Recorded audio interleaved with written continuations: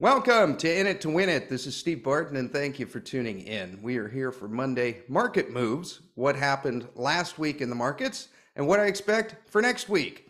This is going to be a quick episode. I got to be tail light soon, but I wanted to get something out for you guys this week. Alrighty, let's go to the charts. Starting out as always with the S&P 500, just still continuing to make all-time highs. We did have some massive selling and a rollover on Friday. I would expect next week that this will probably correct a little bit down. This is a very bullish looking chart, and it is interesting that as the dollar is getting stronger, the S&P is still going up. It's up about 0.6% for the week. The dollar is up 0.3% for the week. Now, this is getting stronger, and I expect it to get stronger until the Fed starts cutting rates. So far, we've had central banks cutting rates. Switzerland has done it twice. Sweden's cut rates. Canada's cut rates. The ECB, the European Central Bank, has cut rates. Hungary and the Czech Republic, which is making the dollar stronger because this is simply fiat currencies compared against each other. So yeah, I think it'll be bullish until the Fed lowers, which should be soon. And these are going to start coming in rapid fire. We got a lot of central banks, and they're all starting to cut rates. So as you see them come in, put them in the comments below. This is one that's kind of exciting. So this is the 1 month treasury. Now we've just been chugging along here for 11 months at basically the same rate. It was 5.37, 5.38. And check this out. On Thursday and Friday, it got down into the 5.2s, and we closed the week lower. So this is finally starting to roll over. Short duration debt is getting less, anticipating the inevitable, in my mind, recession. So kind of interesting. And it's taken almost a year for this to finally start to curve down. So bond traders are sniffing this out. Gold is down 0.75%. Last week it was 23.49. Closed the week at 23.31. Went through the 50-day moving average. So our main level of support that we want to remember right now is 2,300. Ideally, we don't want to see it break below that. If we do, just simply look at it as turn the frown upside down and look at it as a buying opportunity. 2,300 is the level you're going to want to watch. You're going to want to watch, and then 2250, and then after that 2200. GDX is up 1.75%. As far as limit orders, I would say probably right around here at 23. Joe wrote me an email and he said, we got a possible head and shoulders here. So if this irons out and goes right here and then breaks down, that's a head and shoulders confirmed. Basically goes up, shoulder, head, rounding out the shoulder right here. It looks pretty clean. If that's the case, then we're probably looking at the 200 moving average or below. GDXJ, possible head and shoulders here, although this one's a little bit more dirty. See, we've got the shoulder here, head, and then kind of sloping down. Ideally, we want to see this part of the shoulder get down to where it is over there. So this isn't quite as reliable, but think of GDXJ as basically a, what's the word, like a leverage bet on GDX. That one is up 1.4% for the week. So limit orders right around here, $40, $41. Franco-Nevada, still a deal. Rick recently ranked this one as a 3, which is rare. So still a screaming deal. Love this double bottom right here. We had limit orders last week for 114.75. That hit. Congratulations. You're in the best gold royalty company on the planet. I would put another limit order somewhere around the 112s. Maybe that'll sink it right back down here. And then we may get super cheap times again, but I don't think so. I think that one's pretty much done. Gold Royalty Corporation is down 2% for the week. I'm probably going to put in another limit order down here for like 130. I had one way back there, and I had one. Oh no, I had one for 120 right here. I remember that, and it was it happened for about 7 minutes. It was probably one trader, and it just never hit. But I'm probably going to hit one more limit order down here for like 130. I'm going to be interviewing Gold Royalty Corporation at the Rule Symposium. I hope to see you guys there. The live stream is available. It's starting in 2 weeks. I did the live stream last year, And I love it. A lot of the companies that you see here are from the Rules Symposium. I look at the boot camps as little smiley faces and brownie points and gold stars that your teacher gives you for showing up to class. And the symposium is the field trip to the gold mine, where they give you a shovel, a pick, and a pan, and whatever you find is yours. So I hope to see you guys there. There's a link in the pinned comment below. So love Gold Royalty Corporation. This one's going to be very leveraged to gold. And I think as these royalties come on and cash flow continues to increase, this company is going to do extremely well. Metalla Royalty down 1.4% for the week. I bought more of this. Let's see, I increased my position by 25%, got it in at 283. If you guys haven't seen him, his name is Jordan. He does a podcast called Mining Stock Monkey, and he went into a lot of detail on Metalla Royalty, and it convinced me to buy just a little bit more. So I would check out his channel. It's really, really good. EMX Royalty is up 1.6%. As far as limit orders here, I would see kind of in this range here, 170 to 180. That lines up nicely with the 200 moving average. Technicals aren't perfect, but if it gets down to that point in the 170s, I think technicals will look pretty good. Origin Royalties down 4% for the week. So we shot up, came right back down, hitting on the 50 moving average. Chart's kind of at risk of breaking down, but I think a limit order, you know, kind of down in this range here, like we got a lot of back support right back here. I don't know that it'll get there, but if Adrian Day is right and this stock is actually worth about $1.20 a share, it's a deal now.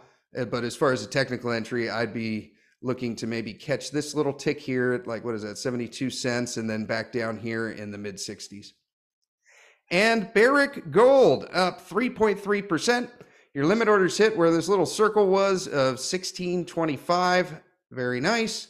And yeah, still think Barrick's a good deal. I would be waiting for a little pullback, maybe a double bottom back down here to 16, maybe lining up with this 200 moving average around 1635 or so. But love Barrick a lot.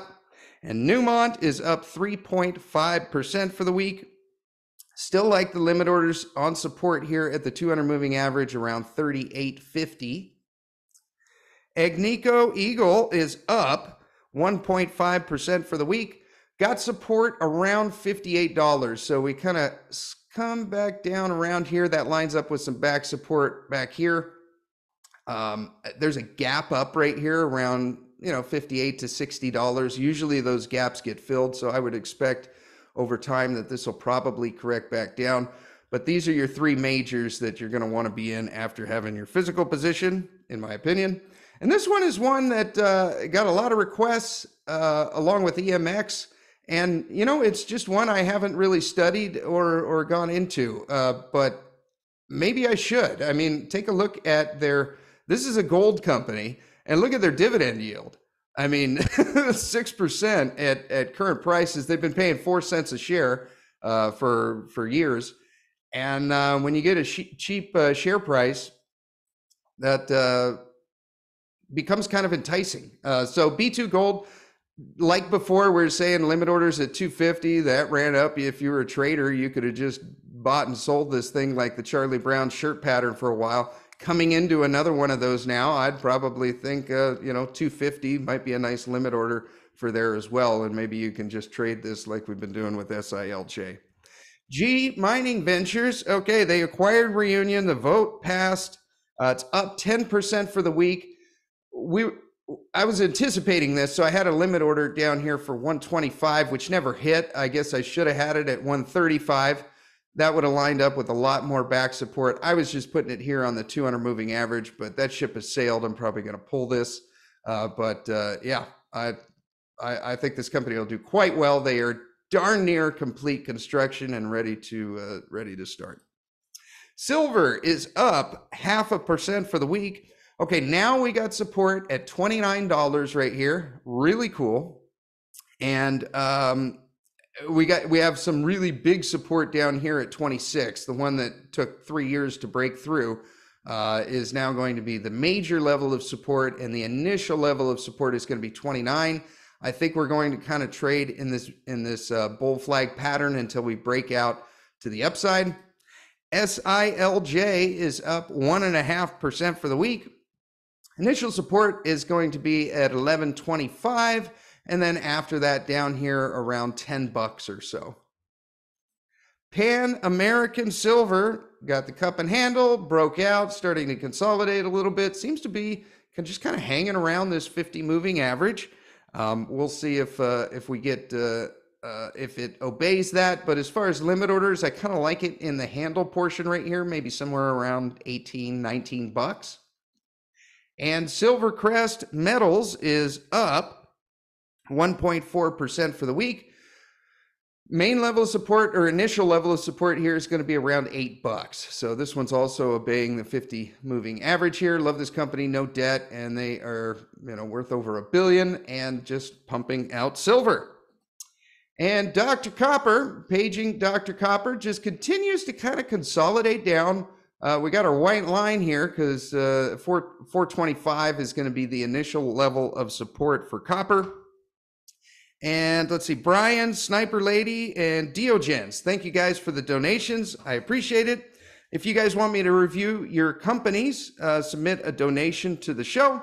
There's a link down below or through a super on YouTube. I'll give you some quick fundamentals and the technical entries that I see on the charts. Again, I'm not a financial advisor, and this is not financial advice. I'm simply a guy that has a knack for finding patterns, and I love doing it. So that's the caveat. All right, now Diogens wants to know, he says, "Hi, Steve. Sprott has now launched a physical copper trust. Do you have an opinion on this thing? Is it worth tracking?"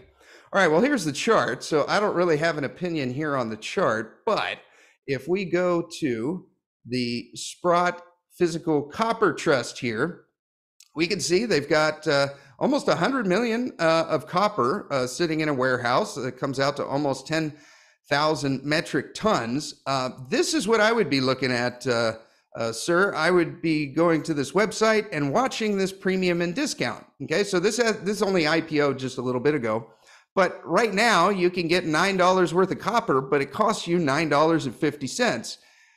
In my world, that's not a good deal. So I would be paying attention to this and treating it just like we do the Sprott Physical Uranium Trust. And when this discount gets, watch it and see how the premium and the discount play out. But as you get more of a discount, like we do with this one, then I would be scaling into this. So the way I would look at this, and you can scroll down here and you can see, this is the net asset value, and that's what the share price costs you, right? So, they're not doing this for free. For every 10,000 you invest, it costs you 50 bucks a year. But if you're going to be betting on copper, I think you treat it just like you do gold, and you treat it just like you do uranium and a lot of these other commodities. Is you start with the commodity first. If you think that commodity is going to do well, buy the commodity first, and then after that, leverage that bet on the major miners, and then later on in the cycle after that, leverage that on the junior miners. So yeah, I like this a lot. Just pay attention to the discount and bet accordingly. And when you see on there that you can get $9 worth of copper and it only costs you $8.50, that's a deal. All righty, and COPX up 0.9%. We've got pretty good support here around like 40 bucks, but well, basically right where I drew the white line. So don't know if we'll reach down there. We had a bit of a double bottom right here, maybe a little bit of head and shoulders-ish, although this one's a little lower. Sometimes I'm a little nitpicky when it comes to these technicals. But yeah, RSI is still 45. We want to see this thing down in the 30s. COPJ leveraged on that. So if you don't have any position in COPJ, I like these white lines as initial entry points. So at $21 and then down here at $19.50. And Arizona Metals is down 2.2% for the week. There we go. I keep having to adjust this trend line like down like that, which is kind of negating it a little bit. We can see the general line here up. Hitting right now on the 100 moving average on Friday, we had a bullish reversal bar to the upside. So I think anywhere generally along this trend line up will be good. If copper keeps getting hit though, then this is going to get hit as well. Leverage so. And uranium is down 2.6% for the week. Okay, so we had a nice double bottom right here, kind of hanging around the 200 moving average. Don't really see anything technically here. As far as the Sprott Physical Uranium Trust, okay, so week before last, we bought some more in here. We got it at 19 bucks. And all we're doing is just catching these technicals low down here. So we got RSI down at 27 at one point, which is kind of an auto bet. Yeah, I think that uranium is going to go higher, and I think buying this on pullbacks is the way to make money at it. Cameco is down 0.6% for the week. I think a limit order around 50 bucks will get you started. Down here at the 200 moving average, it lines up with some nice back support around 45 bucks. Looks pretty good, but the technicals are still pretty stretched right here. We want to see them come down. And Kazatomprom, our kindergarten method of just buying whenever it's $38.50, is looking like it's going to hit again. So I think Cameco is probably going to ride underneath this 200 moving average for the next, I don't know, a few days, maybe a week. Maybe it'll break through it, but it's not looking like it to me. I think this 38.50 will get hit again. This company pays a great dividend, for $38.50, and you get a $2.74 dividend. That's pretty incredible. What is that, 7 or 8%? And URA. Okay, so for these next three, let's see, it is up a 1/4%. Kind of blew through that 50 moving average week before last, and now we're coming up on the 200 again. So I drew this circle here. I think the easy way to play this for most people for the next couple of weeks, just remember the number $30 for URA. Remember the number $50 for URNM, right? Right around the 50 moving average there. And then remember $25 for URNJ. Oh, I need to move this over. I actually made a purchase here. I didn't think I'd be buying any more uranium, but I bought a little bit more of URNJ. I didn't increase my position much. I think it was like 10 or 15%. But I got it at $24.50. So just remember $30, $50, and 25 bucks for URNJ. And for the record, I think URNJ is going to continue to outperform URNM and URA. So, but it's also more risky. And crude oil. Derek says, FYI, you need to look at the monthly chart on oil. If head and shoulder triggers, oil is going to 46. All right, so we're going to go out to the monthly here. And let me get rid of this white line. I don't really see what you're talking about, Derek. Maybe what you could do is go up here and hit the little photo thing here, and then tweet me a picture of what it is that you're talking about. I don't really see a head and shoulders here, but maybe that's the shoulder, and then we got a couple of them there. I'm not really sure, but I'm very curious of what you're talking about. If anyone else knows, maybe put the time frames of when it starts, or just take a snapshot picture and tweet it at me, because I'm really curious.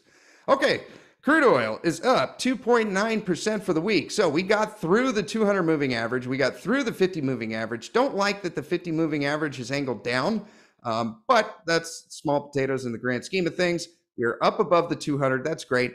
RSI technicals are starting to get pretty stretched. So I would anticipate that we're probably going to peter out here soon.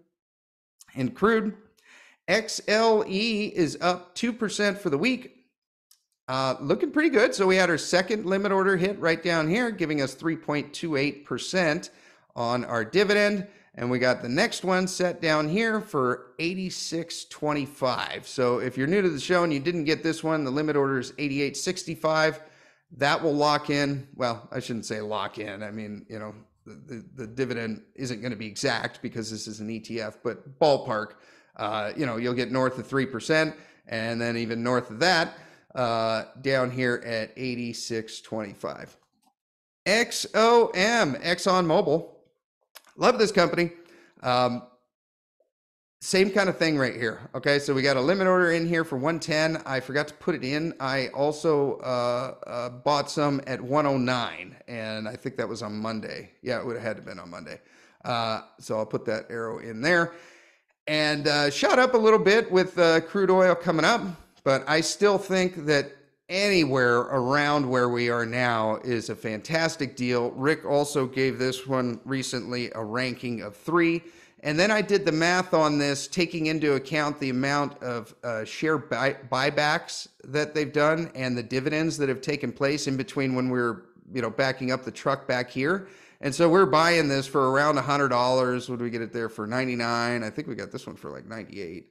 And anyways, about where we are now is pretty much the same value that we had back then. And it's because now there's fewer of those shares available. They've paid out a lot in dividends.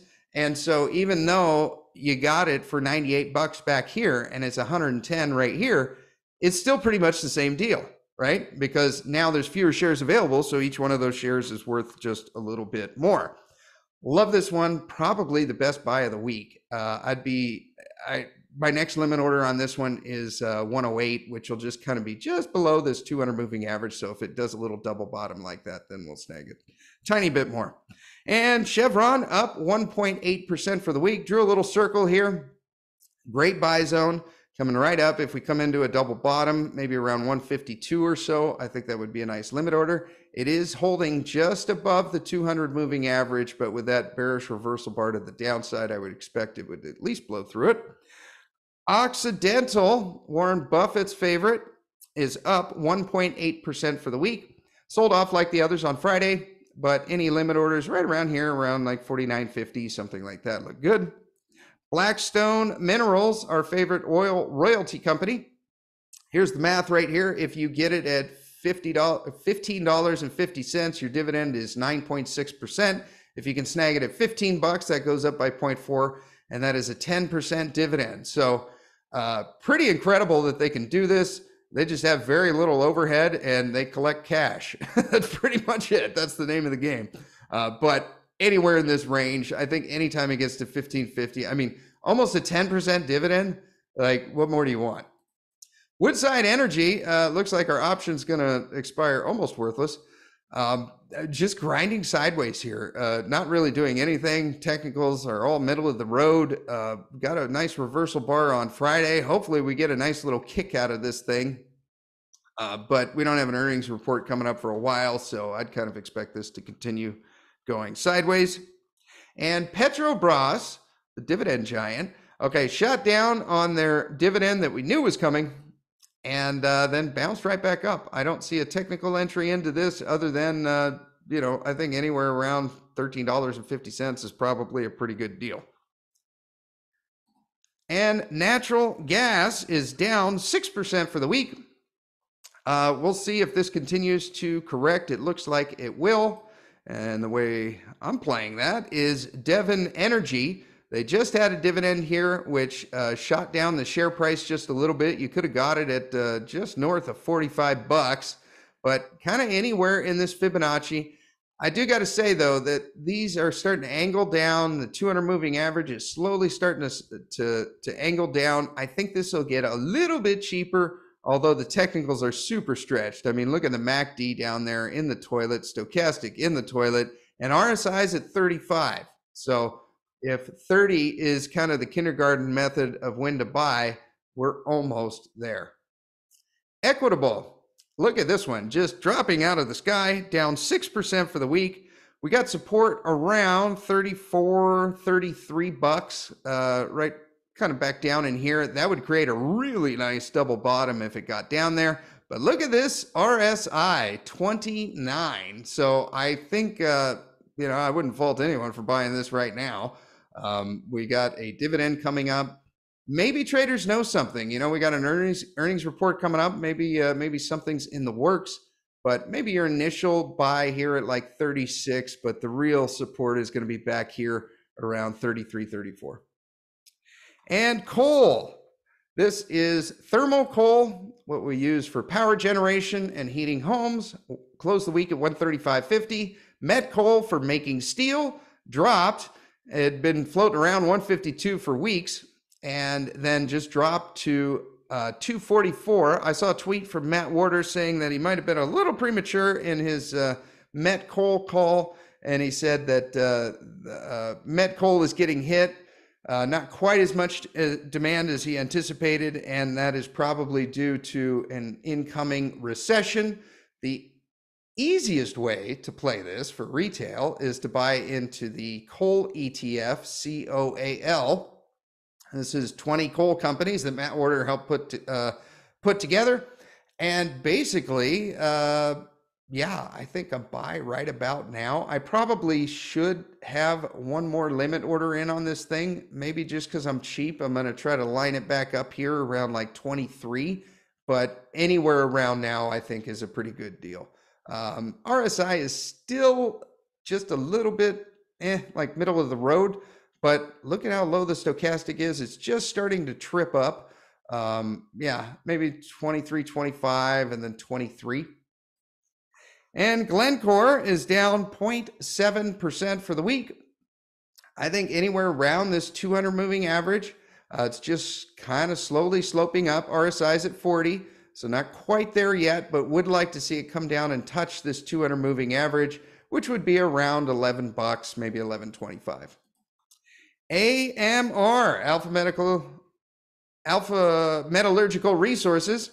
Okay, this one finally, if I'd been a little more patient, I could have got it for a tiny bit cheaper, but you know, we might be picking up nickels in front of a steamroller here. I think this company's going to do really well. And you know, now we're in the cheap times of it. Got all the position that I want, but as far as, you know, if you don't have any and you want some in the best coal miner on the planet, this is the one you want, and this is pretty much the price that you want.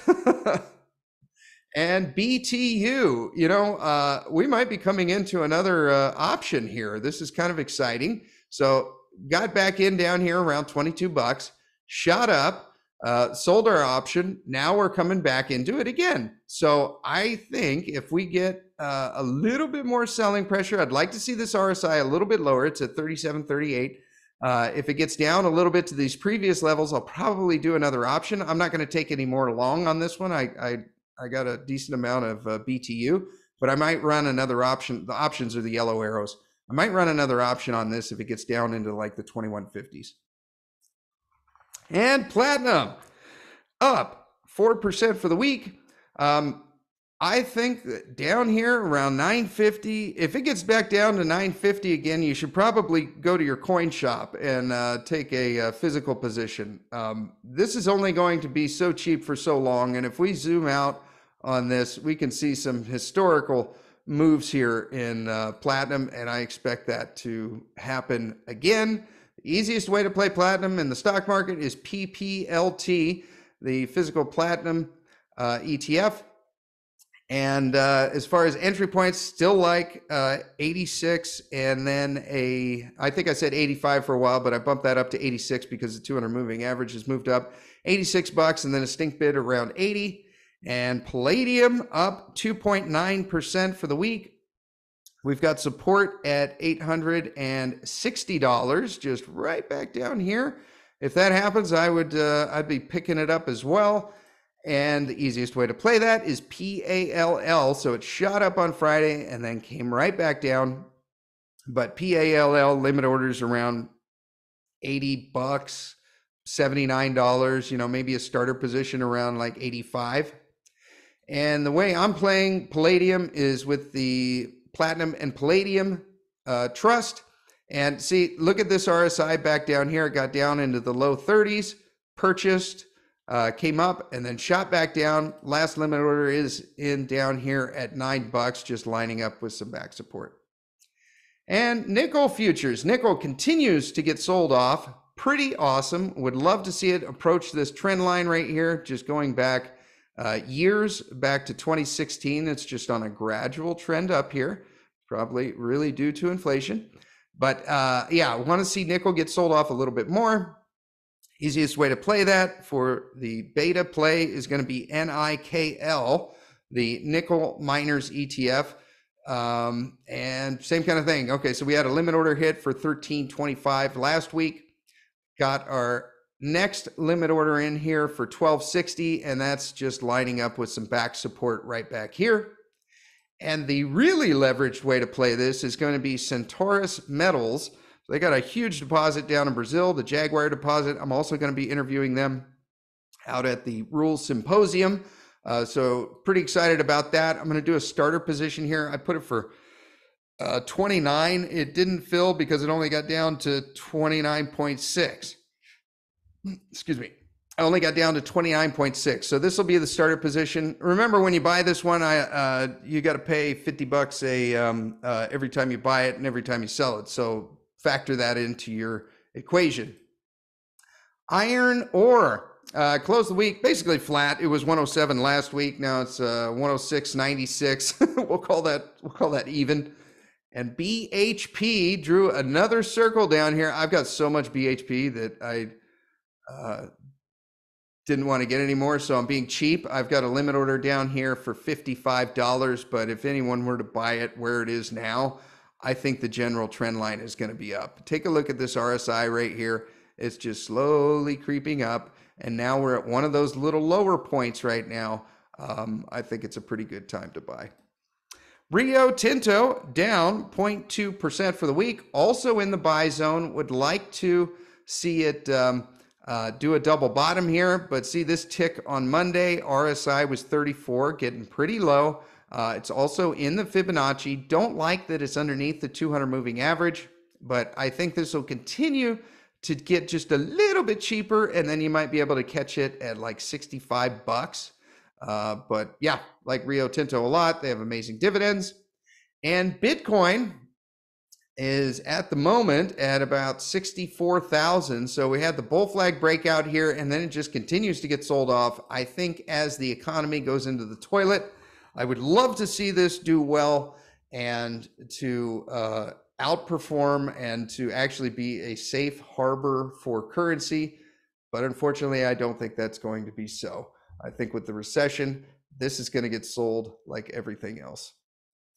Alrighty, well, I hope you guys got something out of that. Support the show and share this with anyone that you think needs to hear it. Make sure you check out Vlad's book, The Introduction to Investing. I like that book a lot. I think it's a great baseline for all of us to be on the same page, pun intended, for investing. He gives a lot of great companies in there, of which I own about a third of them. So thank you guys very much. You have yourself a great rest of the day, and I will talk to you next time.